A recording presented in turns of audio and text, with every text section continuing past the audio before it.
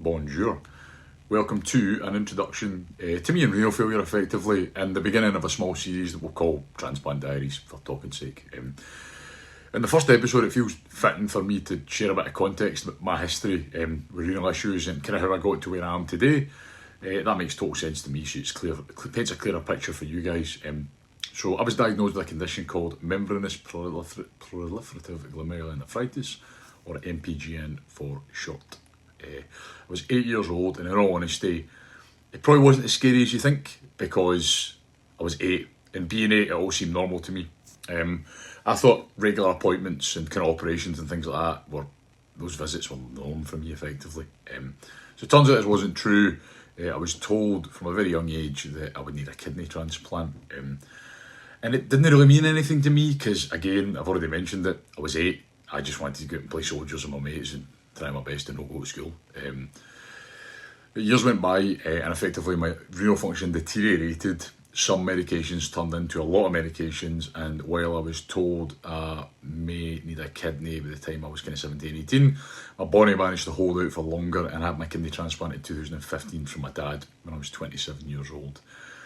Before this, during Christmas in 2015, my renal function fell into a place where it wasn't really able to support my basic bodily requirements anymore, even on a minimum scale. When I had bloods done, one of my kind of regular appointments, certain levels in my blood were so far out that there was potential for further health complications. For example, too much potassium in your bloodstream can cause heart issues, including cardiac arrest. So the night before I went into dialysis, my resting heart rate was 176 beats per minute. While I was lying on a hospital bed hooked up to an ECG. I went on to dialyse 3 times per week to keep me alive. This started at 4 hours 3 times a week, and it was increased to 6 hours, and then ultimately 8 hours 3 times a week, because I'm a large man. If you've met me, you'll know that. So that was difficult, trying to hold down a full-time job. Months later, in August that year, my family had been undergoing tests behind the scenes to check compatibility between myself and someone for a donor kidney. It turned out the best match was my dad, and on Friday the 21st of August that year, we were phoned by the transplant coordinator and asked to come to hospital Sunday evening and prep for surgery on the Monday. And in all honesty, it was one of the most surreal experiences of my entire life. I didn't realise how unwell I was until 24 to 48 hours after surgery, when I started to feel kind of my energy levels spike and just more aware and better cognitive function. Renal function is almost always measured by creatinine levels in your bloodstream. Creatinine is a waste product created by the breakdown of muscles on a daily basis.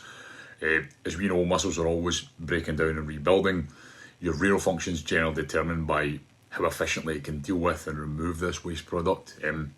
But for a wee point of reference, my creatinine level was over 9 milligrams per decilitre, and it should have been somewhere between 0.7 and 1.3. So it was bad. It was very bad. It worked out EGFR about 6%. By the end of that week after my kidney transplant, it dropped to 1.6, which is mental. Well outside the normal levels, it's still pretty close to normal function. And that effectively brings us to where we are now. I feel that for me personally, having a kidney transplant has been, well, it doesn't allow me to lead a completely normal life.